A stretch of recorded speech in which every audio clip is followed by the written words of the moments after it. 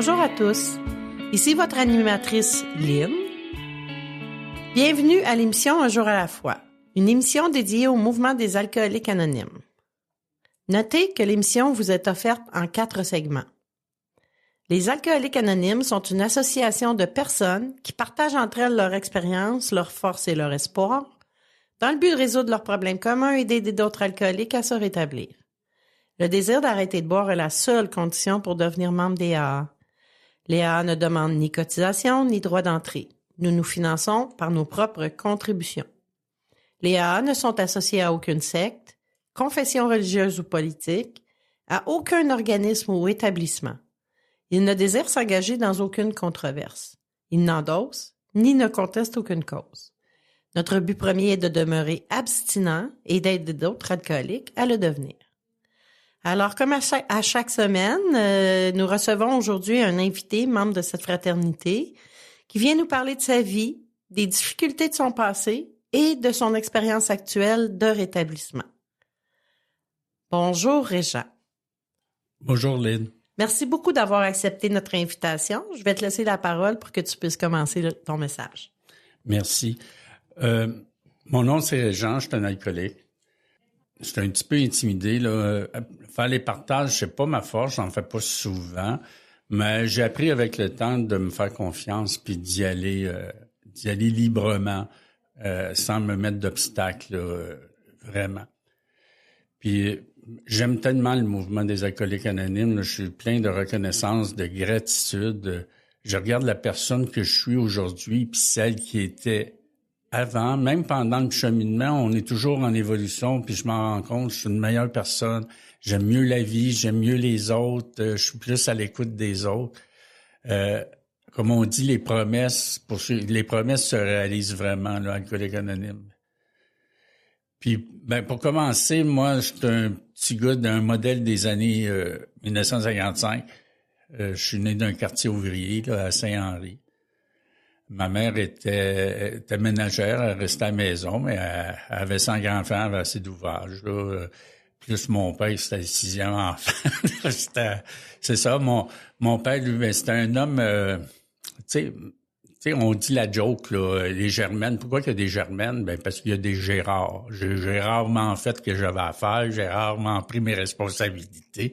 Ça fait mon père, c'était un genre de Gérard, là, tu sais. Puis, ma mère avait de la difficulté, elle était pas capable d'élever ses enfants-là. Elle prenait même des médicaments. Dans ce temps-là, c'était des speed là, pour faire son ménage. Elle passait des nuits blanches. Elle s'est mis à terre. Elle s'est vraiment mis à terre. Puis mon père, lui, quand il travaillait sur des plans à l'extérieur de Montréal, à Sarnia. Il envoyait sa paye. Puis, j'arrive là parce que un moment donné, à l'âge de 11 ans, il y a eu une grosse... J'ai eu un gros choc dans ma vie, quelque chose s'est passé. Je me réveille en pleine nuit, j'entends des cris. Puis là, je vois mon père qui pognait ma main par les cheveux puis il la crisser en bas du 3e étage. Là, là, je me vois encore là, sur le doigt de mon père, le tapochant, mes sœurs tenaient. En tout cas, c'était vraiment terrible comme nuit, là. On comprenait pas qu'est-ce qui se passait, on ne savait pas c'était quoi le problème, on ne savait pas, là, tu sais, t'es un enfant, là, on avait de l'amour. Moi, chez nous, mes parents, ils étaient colleux, puis ils nous donnaient de l'affection, là. Ça, pour ça, j'ai été choyé. Mais justement, je comprenais pas qu'est-ce qui se passe. Puis, suite à ça, qu'est-ce qui est arrivé, c'est que parce que j'ai su par après, c'est que ma mère s'était fait un chum. Puis, le chum est arrivé, puis il voulait se débarrasser de tous les enfants. Moi, comme j'étais le plus rebelle, moi, je l'acceptais pas, là, qu'il rentre dans la maison, là, ce gars-là, là, je l'haïssais vraiment viscéralement. C'est moi qui ai été le premier qui est parti. Puis là, c'était de 11 ans, 18 ans, foyer nourricier, collège, colonie de vacances. C'est un gros choc. J'ai une séparation, là, le sentiment d'abandon, d'insécurité, là, qui s'est développé avec ça toute ma vie, que je suis pas encore libéré, je le sens. Mais je pense que ça me fait du bien d'en parler. C'est sûr qu'il faut penser à la solution, mais de ces jours-ci, là, j'ai une amie là, qui m'a fait lire un texte là, qui me rejoignait vraiment. Puis on dirait les événements des jours où, dans cette période-ci se suivent, puis ils ont de l'allure. Là. c'est de vivre avec ma vulnérabilité. Pourquoi je bégaye, pourquoi je suis gêné? Parce que j'ai peur de me montrer vulnérable devant les autres, là. Mais avec expérience, comme là, hier, j'ai écouté un partage, le gars, il comptait son partage avec les yeux dans l'eau, là. J'ai écouté Paul Piché qui parle de ses chansons en poème, là, puis des yeux, tu sais, on dirait que Dieu m'a dit, gars, tu peux faire ça, toi aussi, là. Libère-toi. Pour pardonner, ben, faut que tu la vives, ta souffrance. Moi, j'ai mis une patch dessus, j'ai fait du déni, je vais m'en sortir, puis non, c'est encore là, tu sais, il y a quelque chose, faut qu'il sorte. Mais, ben, c'est ça, là, je sais plus où je suis. OK. Je suis en train d'expliquer c'est quoi la blessure que j'avais, les blessures que j'avais, là, c'est ça. Puis ensuite, ben, j'ai continué dans la vie avec ça, là. Pendant toute mon adolescence, j'ai jamais été chez nous. J'avais pas d'intimité, tu sais. Quand tu arrives d'un collège, là, puis tu vois d'une salle grande comme un gymnase, tous les lits empilés à côté, puis le surveillant qui passe avec une fleur. Ah, si je broyante sur mes couvertes, là, tu sais, je me sentais tout seul, abandonné, là, vraiment, là. Puis c'était de même toute ma vie. J'arrivais d'un foyer nourricier, j'étais pas chez nous, là. J'étais toujours le dernier servi, le dernier, tu sais. Des fois, il y avait des enfants, malgré que le dernier foyer il y avait de l'allure. En tout cas, je vais aller plus vite. Souvent, je perds trop de temps sur cette période-là, là. Ça fait que j'ai continué, j'étais à l'école. J'ai commencé à consommer de l'alcool à 14 ans à peu près. 12-13 ans, là, je sais pas, là, mais je me souviens de la première bière que j'avais pris, là, c'était 3 bras d'or bu avec une paille, là. J'étais avec mon chum, là, puis maudit qu'on se sentait bien. On aurait dit que tout s'ouvrait à nous autres. Je me vois encore, là, on était cette patinoire dans le parc Saint-Henri, là. Puis on était couché à terre, là, on faisait l'anche. En tout cas, c'était un moment de bonheur que j'avais rarement vécu, là, de liberté, là. On avait dit, là, j'ai trouvé la solution, là, j'ai trouvé quelque chose. Mais j'ai pas commencé à boire tout de suite, là. À cette époque-là, ça coûtait moins cher la drogue. Moi, je travaillais à la pharmacie, puis j'ai commencé avec le LSD 25. Puis ça, j'en ai pris peut-être pendant 2 mois chaque fin de semaine, mais la dernière, ça a été vraiment une expérience. J'ai fait un freak out. Un freak out, c'est une psychose narcotique. J'avais, je sais plus, 14-15 ans, puis je me suis trouvé à Children pour un lavage d'estomac. Puis ensuite, quand je me suis réveillé, ma mère était plus chez eux. Ma mère avait déménagé, c'était une des raisons pour que j'avais pris cette substance-là. Puis mon père était disparu dans la nature, là. Ça fait qu'ils savaient pas quoi faire avec moi. Ils m'ont mis à Saint-Vallier. À Saint-Vallier, c'était une maison de correction, là, dans le bout de Rosemont, là. Là aussi, je me sentais seul, manque d'intimité. Tu te retrouves dans le milieu. Moi, j'étais pas un délinquant, là. J'étais pas un bum, comme on dit, là. Je faisais des mauvais coups, mais pas. Puis il y avait du drôle de monde. J'avais peur. Je me sentais mal, là. Puis là, ben, Dieu se manifeste avec les autres êtres humains. Je reçois une visite. Quelqu'un que je connais pas, c'était le vicaire de la paroisse Saint-Henri. Il s'appelle l'abbé Bouchard. Ma mère avait été le voir parce qu'elle était inquiète à mon sujet. Elle me voyait, tu sais, ton gars, il a 13-14 ans, il arrive sur l'acide, là, tu sais, je veux dire. On mangeait du spaghetti, elle s'est rendu compte, j'ai commencé à beurrer ma napkin, tu sais. J'étais vraiment pas là, là. Puis, elle était inquiète, là, quand même, c'était ma mère pareil, là. Puis lui, il est venu me chercher. Puis il m'a pris sous sa tutelle, là. Il s'est occupé de moi un bout. J'ai habité pendant 2 mois là, au Presbytère Saint-Henri. Là. Le temps qu'il me cherche... Tu sais, Dieu, il est vraiment bon là, vers moi quand je regarde ça. Là. Puis là, il m'a trouvé une des meilleures familles d'accueil. C'est ça. Moi, j'en connais pas de familles fonctionnelles. Ils sont toutes dysfonctionnelles à leur... Parce que c'était des premiers de classe. Madame Baudry, elle avait plein d'accueil dans son cœur. Puis la bébelle. Malgré tout ça, je me sentais pas chez nous. Tu sais, j'avais ma chambre, mais tu sais, comme je dis, t'es servi en dernier, t'as pas de câlin. Moi, tu sais, mes parents, ils en avaient des câlins, puis c'est vrai, je t'en manque d'affectivité aussi quand t'es toujours tout seul, là. Puis à un moment donné, ben c'est sûr, avec les hormones, ben t'essaies de le chercher ailleurs, là, tu sais, mais pas de la bonne manière, là. Puis c'est ça, le foyer nourricier, puis là, ben j'allais bien à l'école pendant cette période-là, au secondaire. Ça fait que j'ai fini pour aller au cégep. J'ai commencé au cégep de Chicoutimi. C'était vraiment le fun comme ville, trop pour moi, là. C'était le party, c'était de la grosse bière dans ce temps-là, puis l'amour libre, puis j'étais populaire. Ben, j'étais populaire quand je buvais, parce que j'étais pogné quand je buvais pas, là. Ça fait que je buvais souvent, là.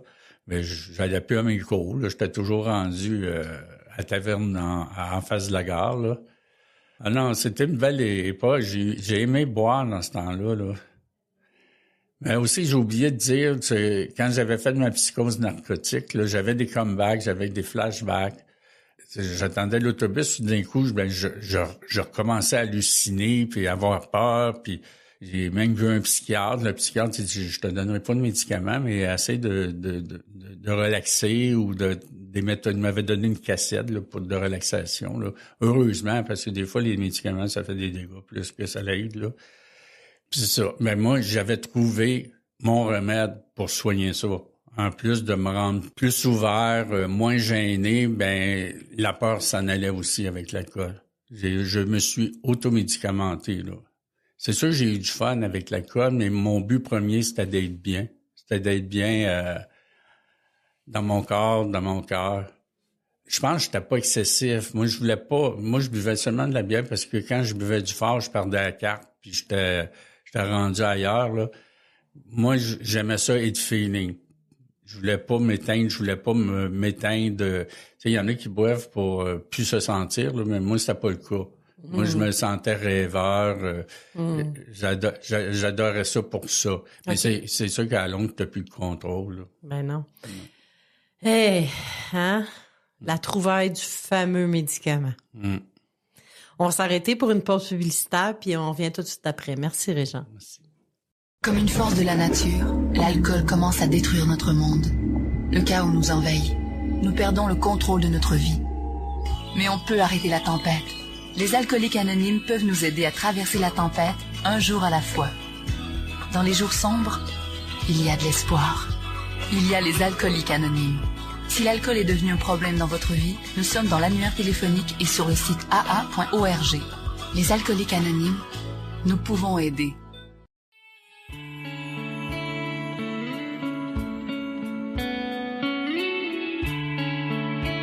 Bonjour, nous sommes de retour en compagnie de notre invité Régent. Mon prénom est Lynn. Nous sommes de retour à l'émission Un jour à la fois. Voici maintenant un court texte tiré du livre Réflexions quotidiennes. Je vais vous lire une lecture qui a été choisie par Régent et c'est la première page du livre, le 1er janvier.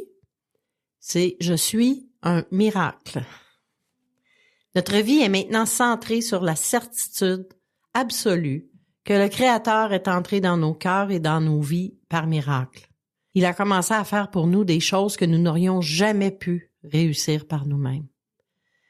Un miracle s'est vraiment produit dans ma vie. J'ai toujours cru en Dieu sans jamais pouvoir donner un sens à cette foi. Aujourd'hui, grâce aux alcooliques anonymes, j'ai foi et confiance en Dieu tel que je le conçois. Si je suis abstinent aujourd'hui, c'est parce que j'ai appris à avoir foi et confiance en Dieu. Seul, je n'y serais jamais parvenu. Je crois au miracle, car j'en suis un. Merci pour cette belle lecture, Régent. Je l'adore. On va continuer ton beau message. Ah, moi aussi, ça me rappelle cette lecture-là. Elle vient vraiment me toucher, là. Mais je vais y revenir tantôt. Je vais continuer mon cheminement, là. Comme je disais tantôt, j'avais trouvé mon médicament miracle pour me sentir bien dans la vie. Puis là, je l'utilisais pour toutes mes activités. Tu sais, j'avais besoin de boire pour aller voir les filles, pour aller danser avec une fille, pour parler à un gars qui me faisait peur un peu, pour être un petit peu plus extraverti. Moi, j'étais un gars introverti, j'étais un gars qui était renfermé, mais l'alcool me permettait d'être plus extraverti. Je pense que j'ai cherché ça toute ma vie, d'être plus extraverti. Je trouvais qu'il y avait plus de fun ce monde-là, il était moins plate, tu sais. Mais aujourd'hui, je vois bien, j'accepte que je suis un introverti, ça a des qualités que les autres ont pas et vice-versa, puis on se met moins dans la marde, je trouve, que les extravertis. Ben, c'est une opinion personnelle, là. Mais j'avais de la misère à m'identifier, justement. Tu sais, dans mon temps, il y avait beaucoup de partages des gars de prison qui avaient quasiment tué ou faisaient partie d'une gang du crime organisé. Qu'est-ce que c'est ça, là? Tu sais, je me reconnaissais pas pantoute, là. Puis c'était des partages spectaculaires, là. Tu sais, c'était quasiment comme des shows. Moi, j'avais de la misère à m'identifier là-dedans, là. Puis il y avait des gros meetings aussi, des gros meetings de 200-300 personnes, comme à l'auberge. Le monde aimait ça, mais moi, j'aimais pas ça. Pour quelqu'un qui est tout seul, tu te sens en crise tout seul parmi 300 personnes. Là, j'avais de la misère à rentrer en contact avec les gens. Là. En tout cas, là, j'ai dépassé un peu. Je vais continuer mon histoire. Ben c'est ça, je suis embarqué dans la vie, puis ben c'est ça, j'ai bu mon prêt et bourse au cégep. L'année d'après, j'ai recommencé à Sherbrooke. J'ai dit, là, je vais être sérieux, puis non. Coller-copier, c'est la même chose, là. Rendu au mois de février, j'avais bu mon prêt et bourse, puis je suis retourné à Montréal. Puis, tourner à Montréal, ben c'est ça m'a pas pris de temps. Je me suis fait des petites blondes, puis à un moment donné, je me suis fait une blonde. Sylvie, c'est la mère de mon premier fils. On s'aimait, puis moi, je pensais que c'était ça la vie, là, tu sais, d'être une fille, on se marie, on a un bébé, j'ai pas réfléchi, c'est ça qui est ça, là, tu sais. Mais sauf, on avait du fun, mais quand le bébé est arrivé, là, le party était fini, là. Mais moi, j'avais pas le goût de finir le party, là, tu sais, je veux dire, puis la femme, ma femme était plus occupée avec l'enfant, tu sais, elle avait sa dose d'oxytocine, là, c'est de l'hormone de... Mais moi, j'étais tout seul dans le lit, trop fatigué de faire l'amour. En tout cas, je me suis senti lésé à ce niveau-là, là, en tant qu'homme, là. Puis maintenant, ben ça crée des conflits, la frustration, tu te fais dire non, t'es dans le lit, t'es encore lisse, la bébelle, puis on dirait que ça l'aide à aller boire. Ça l'aide à aller boire, puis aller voir son remède, là, son remède de se sentir mieux. Puis c'est ça, je veux dire, j'ai essayé de être le meilleur chum, le meilleur père possible. J'ai des bonnes valeurs de fond, mais l'appel de l'alcool était plus fort. Était vraiment plus fort, là. J'ai toujours travaillé, j'ai toujours payé mes trucs, mais quand il arrivait le temps, même avec l'enfant, tu sais, acheter de l'enfalac, acheter des couches, ça venait gruger mon budget d'alcool, ça, là, pas mal. Mais j'étais irresponsable. Supposant qu'elle achetait des bottines, je fournissais pas, j'avais pas assez d'argent, tu sais, c'est elle qui prenait le contrôle un peu de l'éducation. C'est pas vrai, l'éducation, je m'occupais de mon garçon à cette époque-là. Elle travaillait le soir, puis moi, je prenais la relève en arrivant de travailler. Elle partait, on soupait, elle partait, puis j'ai eu la chance là, de m'occuper de mon fils tous les soirs. Là. Puis tu sais, au début, j'attendais qu'elle dormait pour commencer à boire. Là. Rendu un moment donné, je me vois encore dans la chaise berçante, il est couché là, puis moi, je bois ma grosse, là, tu sais, à un moment donné. Mais j'ai aimé ça, puis ça m'a peut-être empêché même d'aller plus loin, de sortir d'un bar, je buvais à la maison, il fallait pas que je me saoule trop, puis j'étais pas vraiment encore peut-être addict à ce moment-là, je commençais ma carrière d'alcoolique, d'après moi, là, c'est ça. Tu sais, ça se fait tranquillement pas vite, puis on s'en rend pas compte, là. On sait pas quand est-ce qu'on dépasse la ligne. Mais je savais que je buvais trop, mais d'après moi, je faisais pas de mal à personne. Là. Ça me faisait mal à moi, parce que moi, à chaque fois que je buvais, là, plus que 3 grosses, là, j'avais mal à la tête le lendemain. Là, j'avais un hangover assez fort. Là, j'entends du monde, ils disent qu'ils étaient pas malades. Moi, j'étais pas malade pour vomir, mais j'avais mal à la tête. Mon système nerveux, il était... Puis à cette époque-là, je travaillais dans une imprimerie, puis j'avais trouvé encore mon remède pour mener à ça, c'est que j'allais dîner à la taverne. Là, puis là, tu prends 2 petites, puis à un moment donné, une grosse. Après, 2 grosses en vitesse, tu sais, puis... mais c'est le fun, mais 2 heures après, tu pognes un dard. Un dard d'alcool, là. T'as hâte que ça finisse, t'es plus là pour faire ton travail, t'es déjà...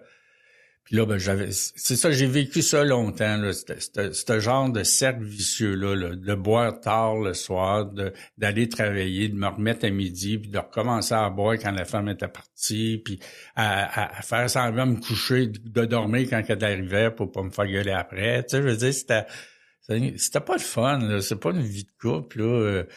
Puis, à un moment donné, elle aussi, une fois, elle me dit, la vie, elle serait pas mal plus facile si tu serais pas là.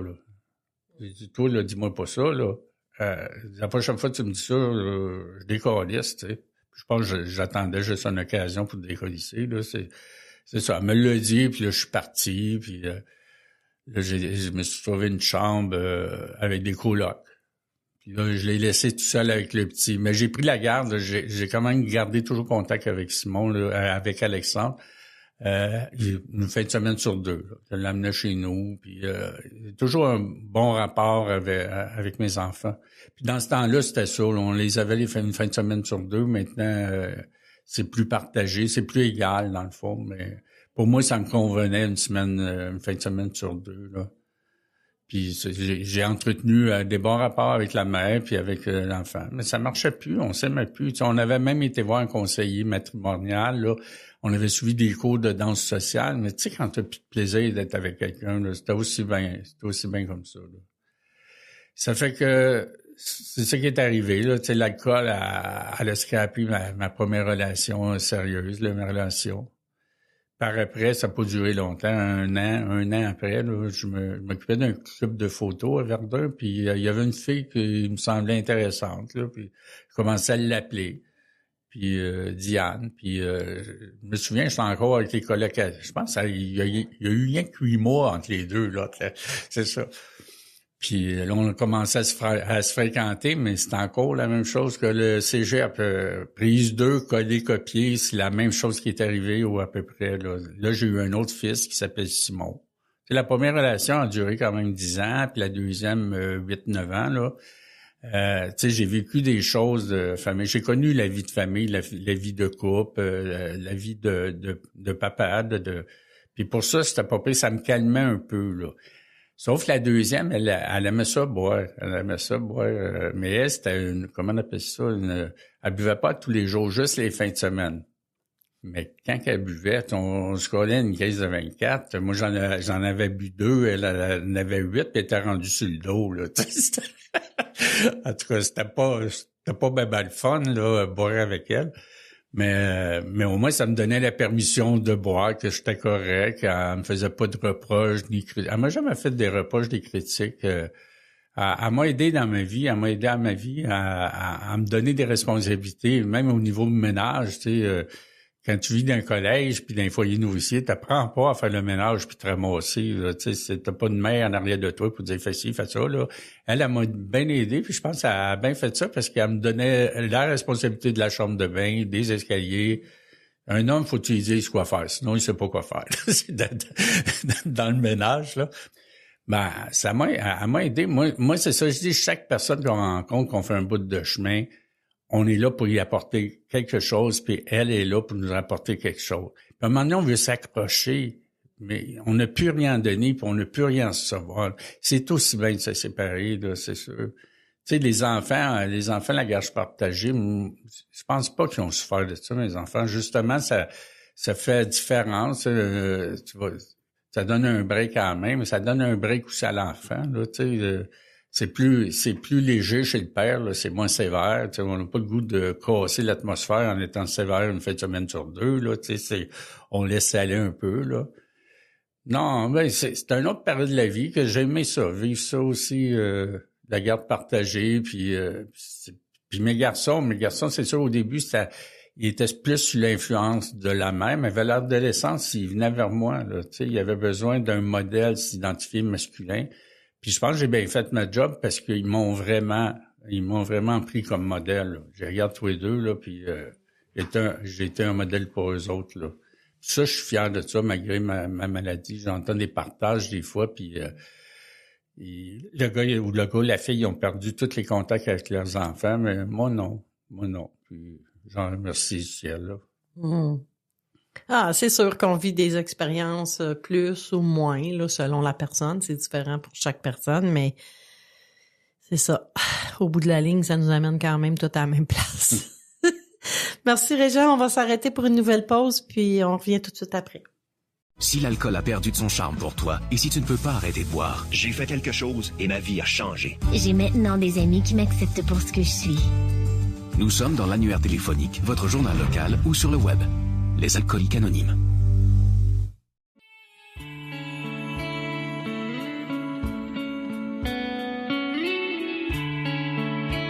Bonjour, ici Lynn, votre animatrice, en compagnie de notre invité Régent.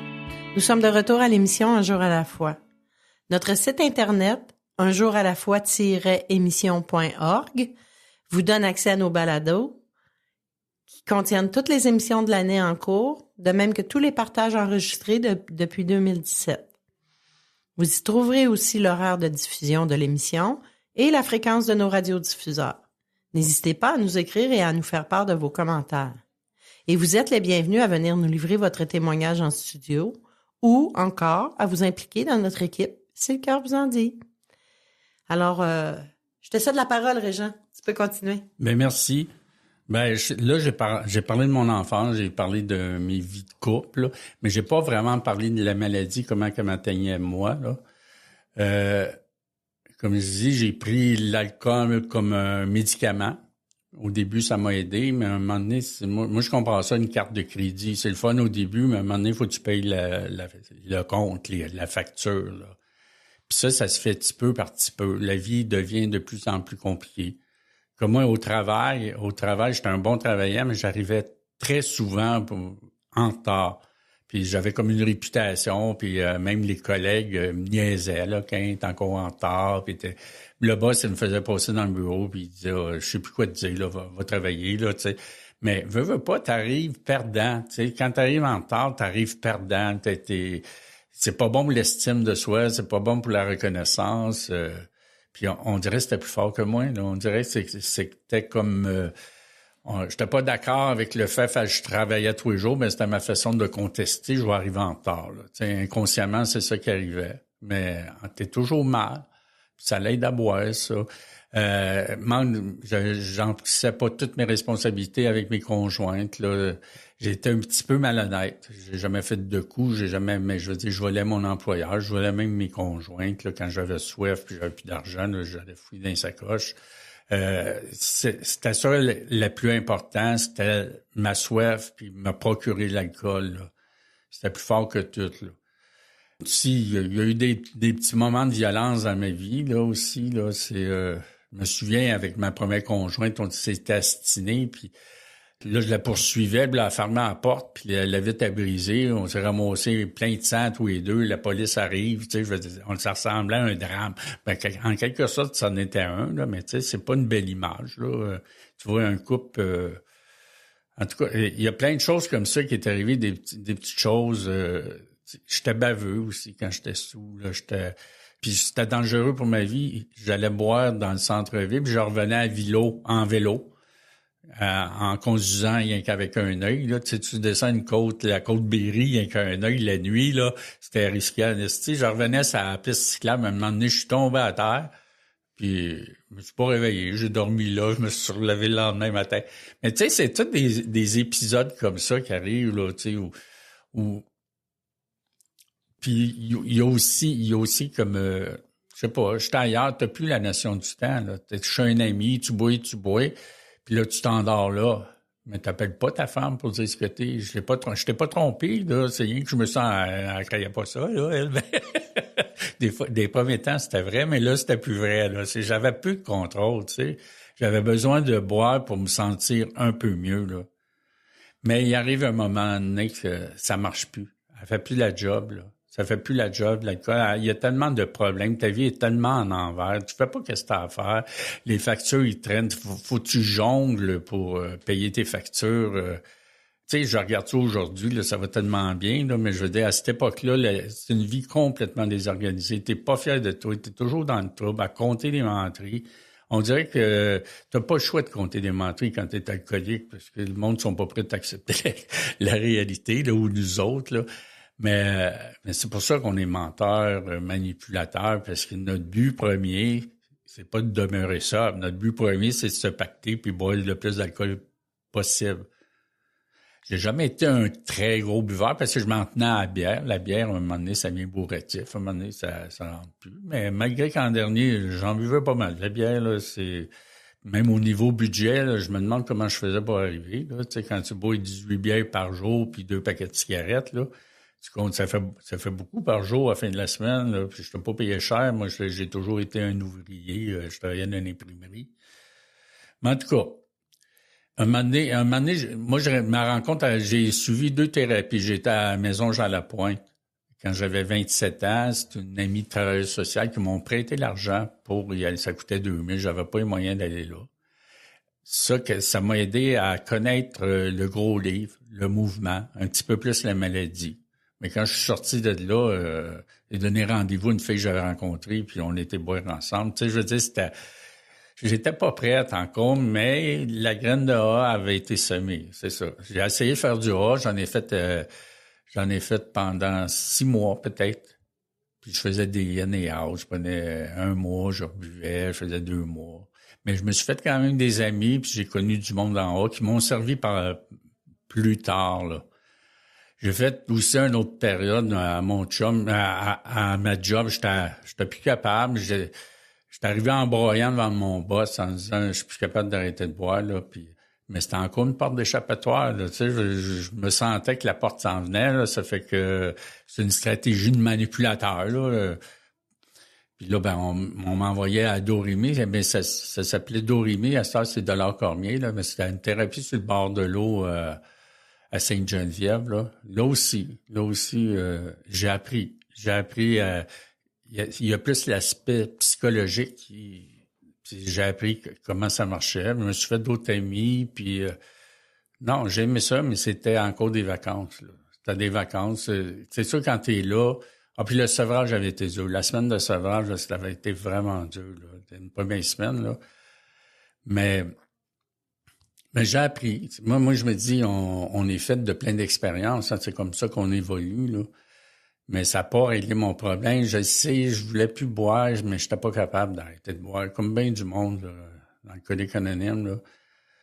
Ça fait que, c'est ça, j'ai continué comme ça. Puis après ma deuxième séparation, j'étais célibataire. Là, j'ai rencontré une fille, Mireille, d'un bar, là, au jour de l'an. Ça, c'était, je pourrais dire, ça a été l'amour de ma vie, là. Je l'aimais vraiment, cette fille-là, puis elle m'aimait vraiment, là. C'était vraiment quelque chose de fort, là. Tu sais, quand tu dis, t'as trouvé ton âme sœur, là, ou quelque chose, là. Non, j'étais vraiment bien avec elle. Mais dans mon habitude, j'ai encore scrappé ça. Tu sais, je veux dire, c'est... en l'an 2000, j'ai fait... moi, j'ai eu un bug, j'ai eu un infarctus. Puis j'étais chez Mireille, justement. Elle a vécu ça avec moi à l'hôpital. J'ai resté 1 mois à l'hôpital. Elle venait me voir. Mais quand je suis sorti de l'hôpital, j'étais comme rendu un homme diminué. J'avais peur de mourir. Je m'endormais le soir, puis j'écoutais mon cœur, puis j'avais peur qu'il s'arrête. C'était rendu obsessif. Ça fait qu'à cette période-là, là, avec des médicaments, là, qui me donnait le médecin, plus l'alcool, là, j'ai bu sans compter, là. Tu sais, je savais plus si c'était le jour, la nuit, quel jour qu'on était.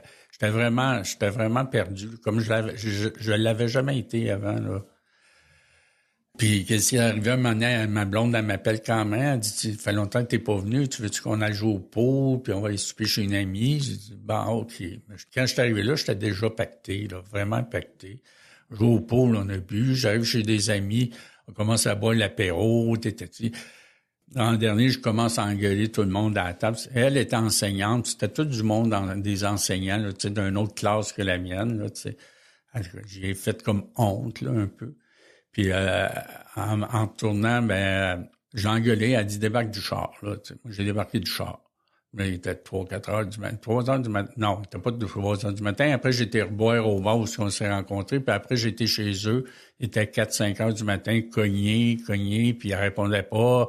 J'ai défoncé la porte. Là, la police est arrivée. Puis là, je me suis trouvé en dedans. C'est un bout de plate, mais il a été nécessaire dans mon cheminement, tu sais.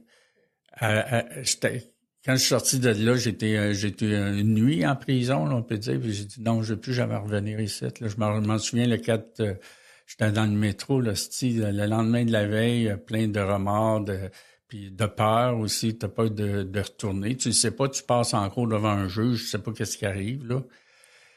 En tout cas, c'était une période assez sombre, là. Je voyais plus rien. Je voyais plus de solution comment me sortir de ce carcan que j'avais là en dedans de moi. Puis à un moment donné, je regardais des organismes, là, Allo Suicide ou Suicide Action, en tout cas, contre le suicide, tous les organismes d'aide, là. Puis à un moment donné, tantôt j'ai dit j'avais fait du mouvement AA pendant 6 mois, puis je m'étais fait des amis. Puis je regarde, j'avais acheté de la littérature AA. Puis j'avais pris un meeting guide, là, un petit livret. J'avais marqué le numéro de téléphone de Romuald. Romuald et Claudette, c'est un couple que j'ai beaucoup aimé. Puis là, j'ai appelé Romuald. Puis là, ça a ouvert de l'espoir avec moi. On va aller faire un meeting. Puis là, je suis retourné à Alcooliques Anonymes. Puis le 2 janvier, j'ai décidé d'arrêter de boire. Puis c'est ma date. C'est vraiment le 2 janvier 2001, c'est la date de ma première journée d'abstinence, là. Ben, parce que je vivais comme on dirait une peine d'amour. J'avais arrêté de fumer un mois avant, j'ai arrêté de boire. On aurait dit que tout ce manque-là, tout ce deuil-là, je le faisais en même temps, mais le plus dur, c'était la peine d'amour. Moi, j'avais scrappé la relation avec la fille que j'aimais le plus, là. J'ai été en peine d'amour pendant plusieurs années avec cette fille-là, là. Mais elle m'a aidé à atteindre une certaine sobriété. Tu sais, j'ai eu ma claque, là. Tu sais, la vie, elle me dit, regarde, tu perds la santé, tu perds ton amour, j'ai perdu ma job, j'avais des problèmes avec la justice. Ben, c'était mon bas fond. On peut appeler ça mon bas fond, là. C'est là que ça nous mène, hein, la consommation à un bas fond. Mon parrain, il dit tout le temps, pour arriver à Alcooliques Anonymes, il faut en avoir mangé une tabarouette. C'est pas ça qu'il dit, là, mais il m'a resté poli à la radio. Alors, on va s'arrêter pour une pause publicitaire, puis on revient tout de suite après.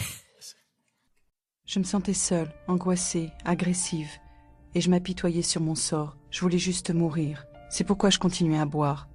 Personne n'aurait pu vivre un tel cauchemar. Puis j'ai assisté pour la première fois à une réunion des AA. À mesure qu'elle se racontait, j'ai découvert que toutes ces personnes avaient connu le même enfer. Je n'étais donc pas la seule. Elles m'ont aidé à cesser de boire et m'ont redonné le goût de vivre. Les Alcooliques Anonymes, ça fonctionne. Cherchez-nous dans l'annuaire téléphonique, dans votre journal ou sur aa.org.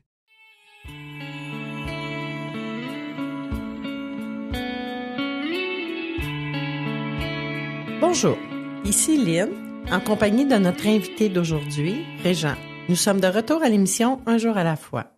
Pour trouver une réunion près de chez vous ou en connaître davantage sur le mouvement des AA, consultez le site internet aa-québec.org.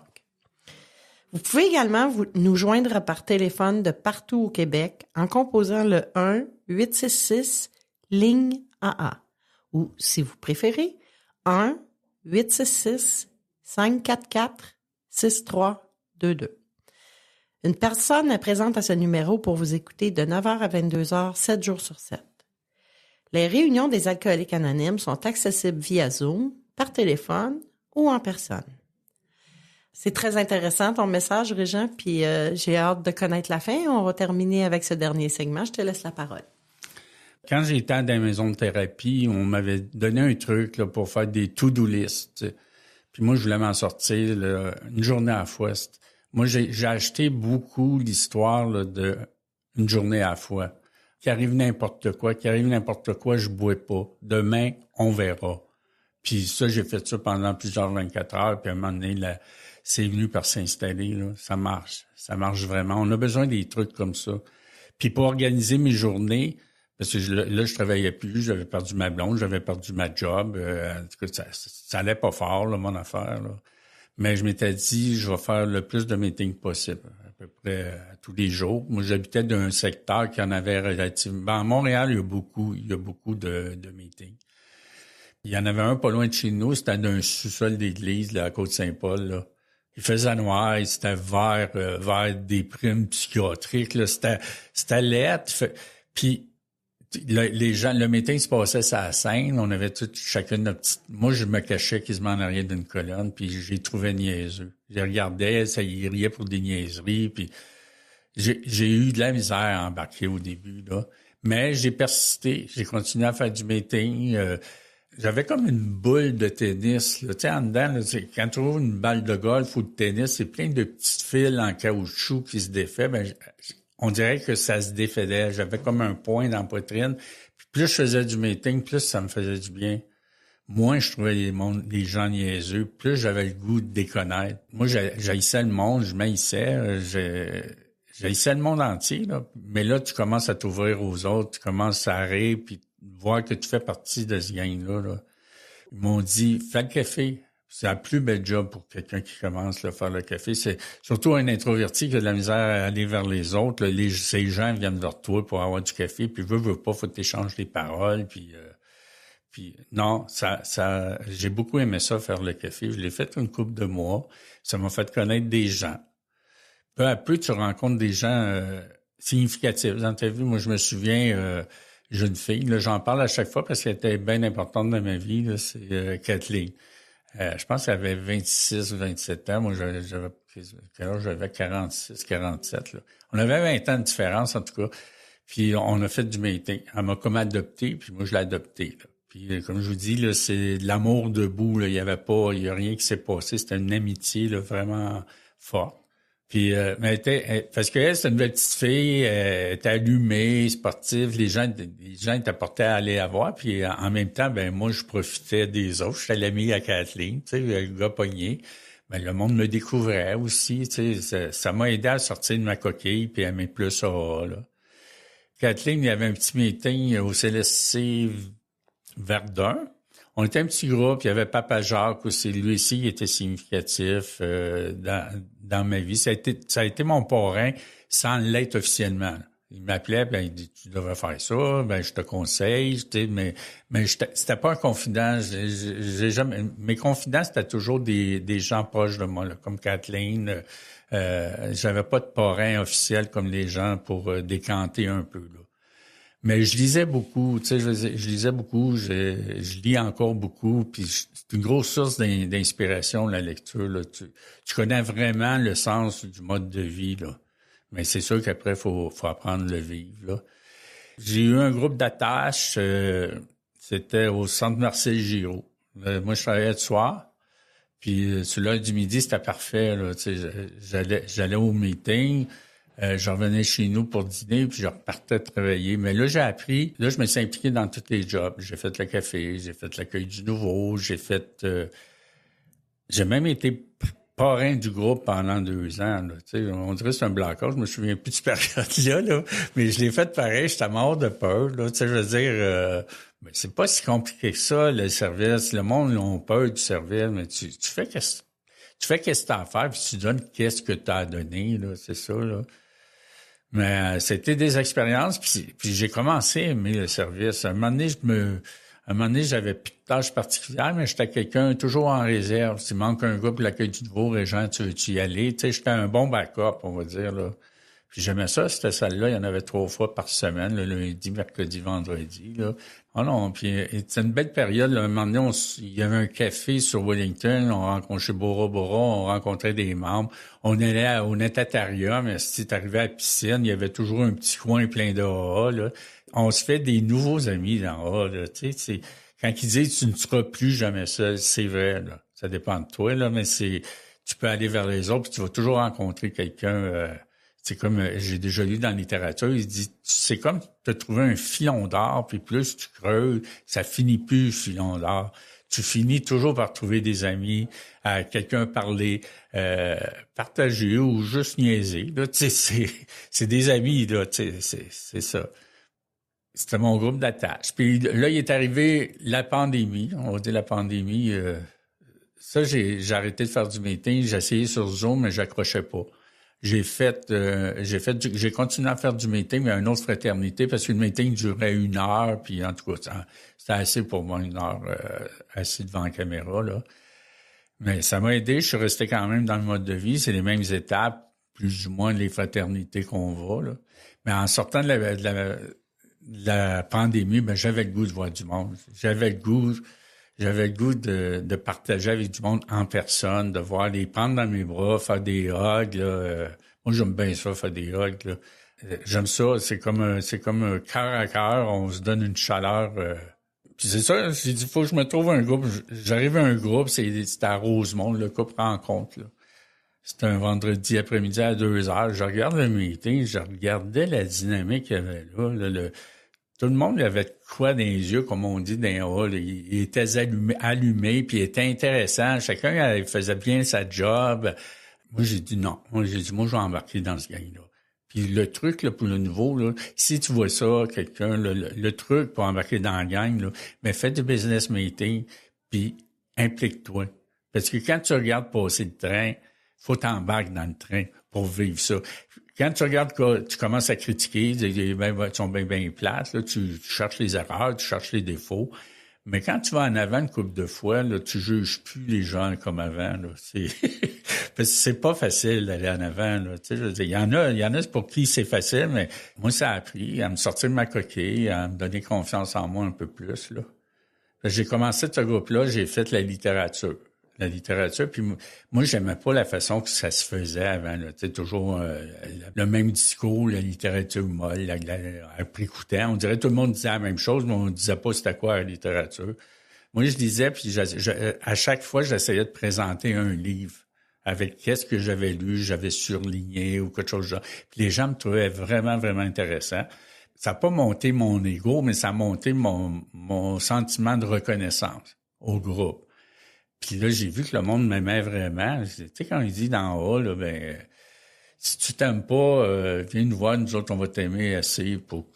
Ben, c'est ça qui est arrivé avec moi, avec quasiment 20 ans de mouvement, là. Je veux pas dire que c'était pas bon avant, mais là, j'ai senti vraiment un groupe d'appartenance. Je me sentais chez nous, puis je me sens encore chez moi, là. Puis après 9 mois, ben, j'ai dit, il y avait une job de RSG. Ouf, ça me faisait peur, de RSG, tu sais. Là, t'es dans les services, c'est quasiment de la politique, tu sais, en tout cas, toutes les idées qu'on peut se faire pour pas y aller, là.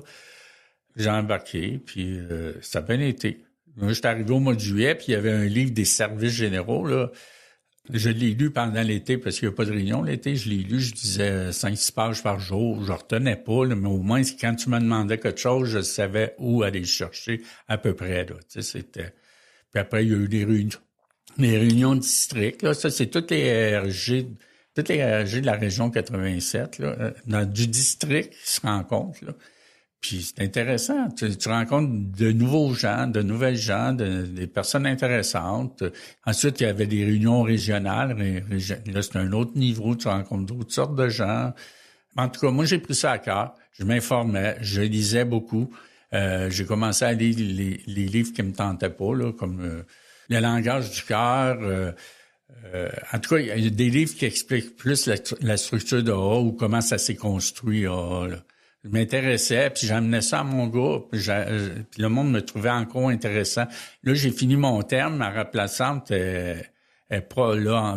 Mais j'aime ça y retourner pareil, même si mon terme est fini, là. Parce que je vais chercher de l'amour, là. Puis c'est ça. Mais il faut faire le système de rotation, là. Quand t'es bien d'une job, là, faut que tu la passes à quelqu'un. C'est de même que ça marche, là. Puis là, dernièrement, on m'a demandé, là, j'ai fini... le parrain du groupe actuel, il dit, je te verrai faire le parrain du groupe l'année prochaine. Encore un petit peu peur, là, tu sais. Vas-tu être capable? Mais ça prend de la confiance, là, surtout quand tu connais le parrain qu'on a, là. Oui, je le connais très bien. Tu vas parfaitement chausser ces chaussures. Ouais. Je suis convaincu de ça. Ouais. T'es bon. Je t'ai vu aller, moi, t'es bon. Ouais. On va devoir s'arrêter maintenant. Notre temps est terminé, mais merci infiniment, Régent. Écoute, je pense que tu as bien décrit ce que le mouvement des alcooliques anonymes peut faire pour un alcoolique qui souffre.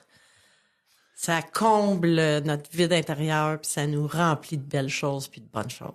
Merci, c'était une belle expérience. Je la recommande à tout le monde. Bon. Merci beaucoup, Régent. Alors... je tiens à remercier tous les gens qui se sont impliqués aujourd'hui pour cet enregistrement. Régent, notre conférencier, Alain, notre technicien du son, vous, les auditeurs. Alors, je vous souhaite une bonne semaine. Je suis Lynn, alcoolique, et je vous invite à une prochaine émission d'Un jour à la fois. À très bientôt.